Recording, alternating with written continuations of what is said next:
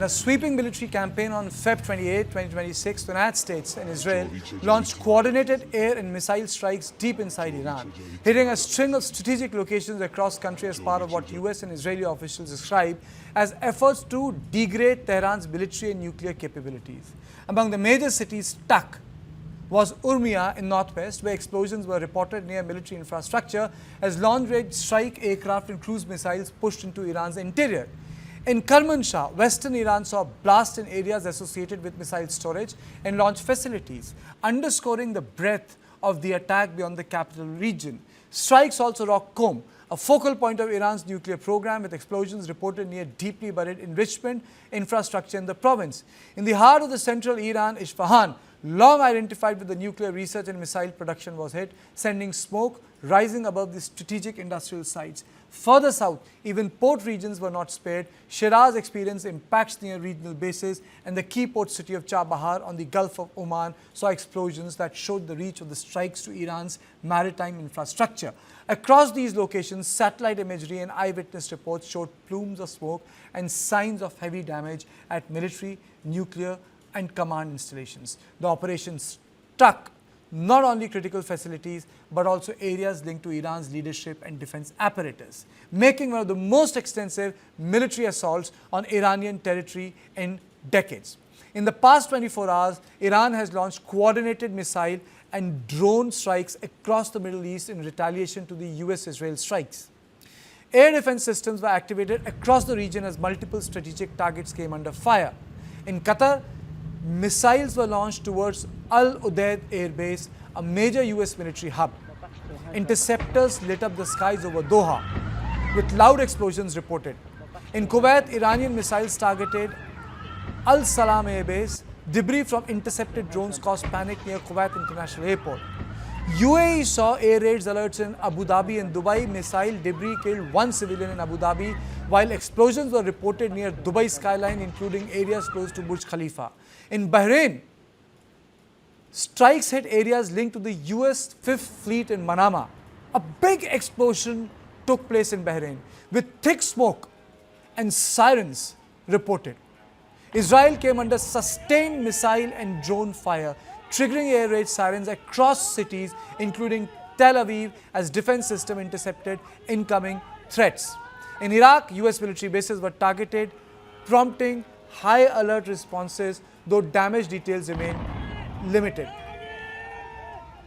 Saudi Arabia reported explosions heard in Riyadh, while Jordan intercepted multiple missiles among drones with sirens sounding in Amman.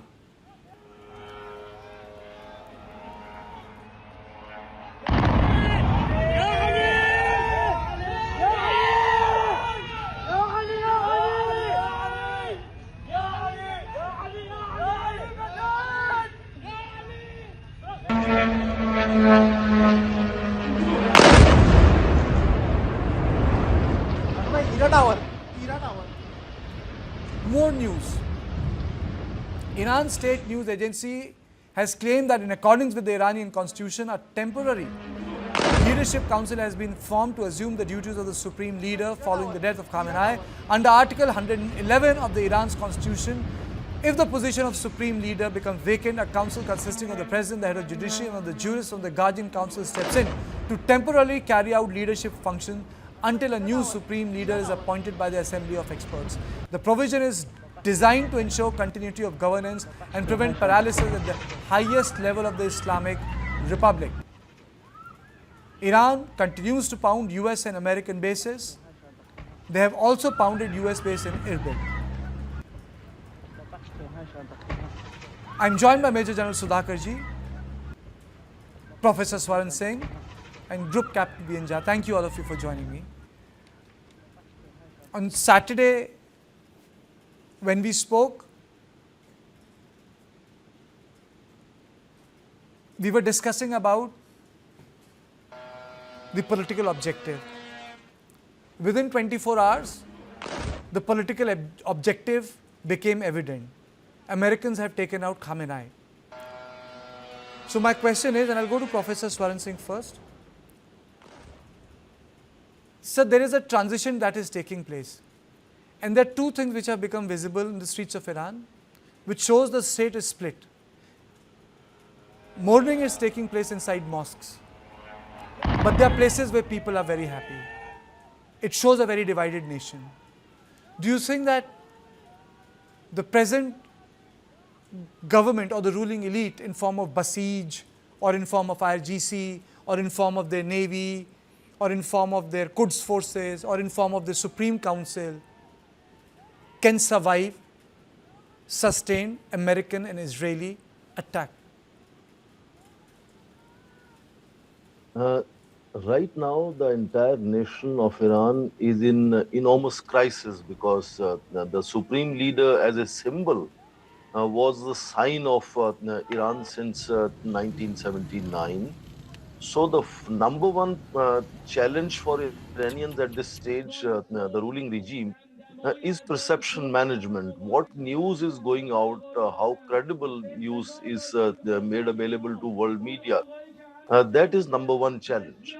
Second, I think this transition definitely means that as and when the new Khamenei, the supreme leader, is elected, uh, right now it seems IRGC has both greater authorization and is virtually de facto authority in Iran because the IRGC has the supreme leader as its supreme commander, and in Constitution Article 150, IRGC is created not for Iranian Republic. It's created to protect Iranian revolution and its achievements.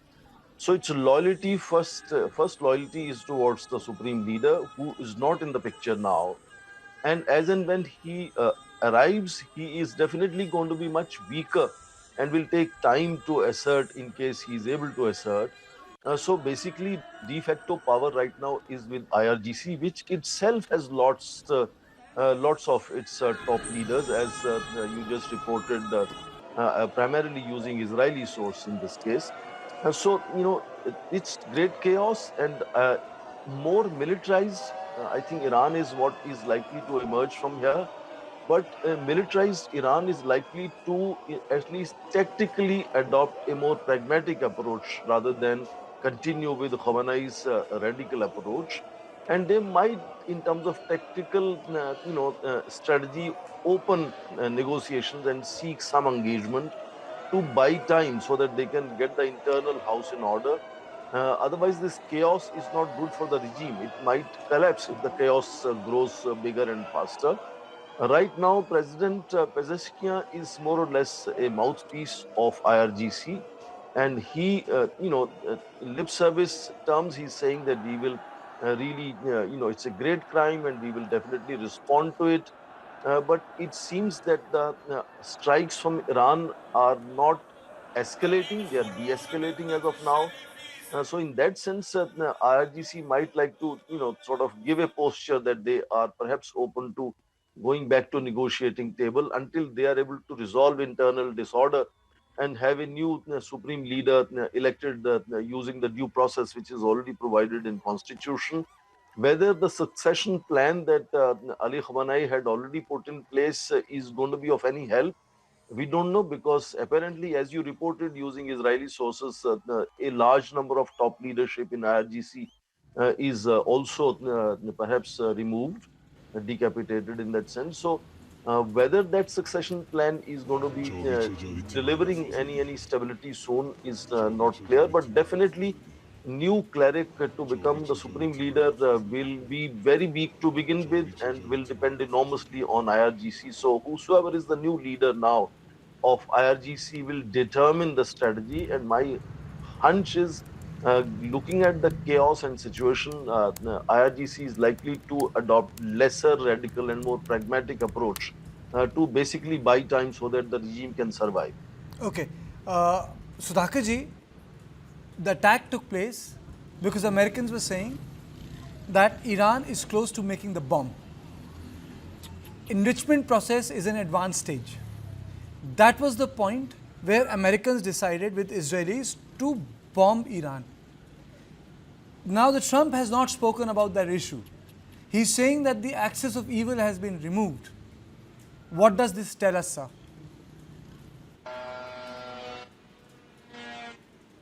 So can you unmute yourself? I said, Karthikeya, good morning. Thank you for inviting me for your show, and compliments to very distinguished and esteemed co-panelists. They deserve to have the last say on the subject, but it's a brilliant question which you have asked. I've been in multimedia platforms since morning. Nobody, I think, has been able to frame a question as good as you have done. The fact of the matter is, there is much more than what is visible or to the naked eye. So, what is it? Was the regime change the sole aim, or there is something bigger than this? What is that bigger? How is it going to unfold? Like you rightly said, it's started following a path of sine and cos theta, cyclic motions of activities of peak and reaching up to the wave, the peak of the wave and the trough. So this is how it is going to follow. It is not, as per my assessment, going to be so soon finished off and wound up like Venezuela operation. And because Iran is a different ball game than the Venezuela. But coming straight back to the question, yes, I do agree. Donald Trump is not coming out clear as to what is he looking at. And as a commentator in the multimedia platform, the following things come to my mind. First and foremost thing, nuclear enrichment issue was just a facade. If nuclear enrichment was the issue, then why did he claim in 12 days war of 2025 June that he has destroyed everything and nothing is left? So where has this nuclear come out of the cupboard? And they've started talking about it. Second thing associated to the question which you were asking, well, there was a talk in progress, negotiation was in progress. There were indications coming from the interlocutors from Oman and elsewhere, from Geneva, that it is very close to reaching a solution. Under the circumstances, is it justified to neutral? Not that I'm talking anything in favor of terrorism. I'm the last man to accept terrorism as a way of life in the 21st century or rules-based international order. The fact of the matter is, what next do you have a substitute to put in place after the supreme leader has been knocked down?